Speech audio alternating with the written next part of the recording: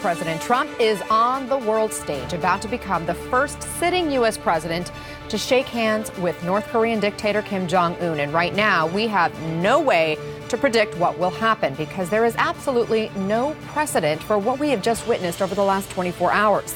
The economic world order being upended. What you're about to watch is two top White House advisors talking about Canadian Prime Minister Justin Trudeau this morning.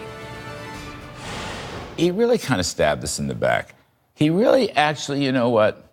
He did a great disservice to the whole G7. He betrayed... Trudeau did. Yes, he did, because they were united in the G7. They came together. There's a special place in hell for any foreign leader that engages in bad faith diplomacy with President Donald J. Trump and then tries to stab him in the back on the way out the door.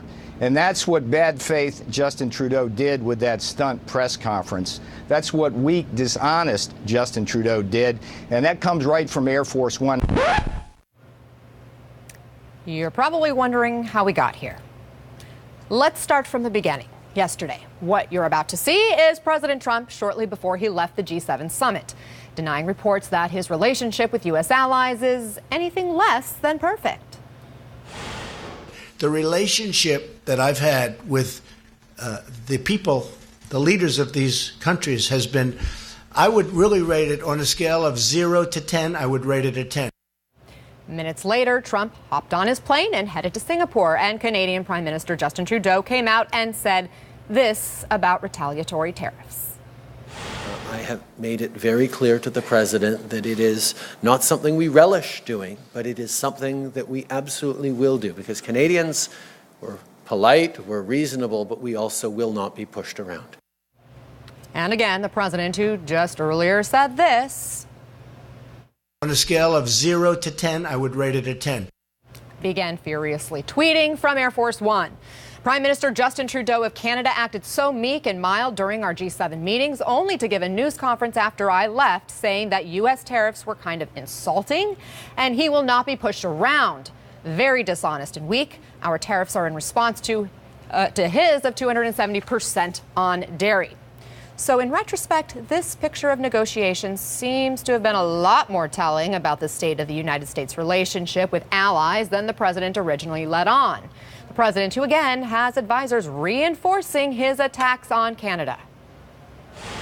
There's a special place in hell for any foreign leader that engages in bad faith diplomacy with President Donald J. Trump and then tries to stab him in the back on the way out the door.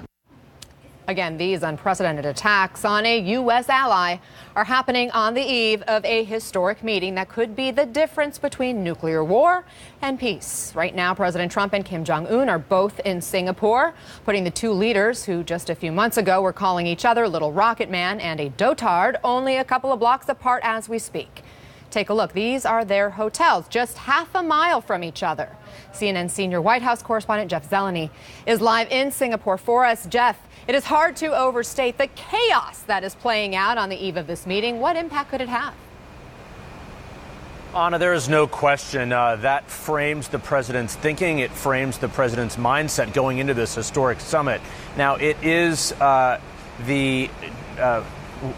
he's going into that meeting the first time a U.S. president has sat down with a leader from that regime at odds with his allies in an extraordinary way. What we don't know is how much of this is the theatrics going into this. We do know that he has, substantial differences with a lot of U.S. allies. Of course, all of those were expressed at the G7 summit in Canada. He was blowing off steam without question as he was flying here on Air Force One for that long flight. But take a listen to his chief economic advisor, Larry Kudlow, essentially lecturing the Canadian Prime Minister, Justin Trudeau. POTUS is not going to let a Canadian prime minister push him, POTUS, around President Trump on the eve of this. He is not going to permit any show of weakness on the trip to negotiate with North Korea, nor should he. So this was about North Korea? Of course it was, in large part.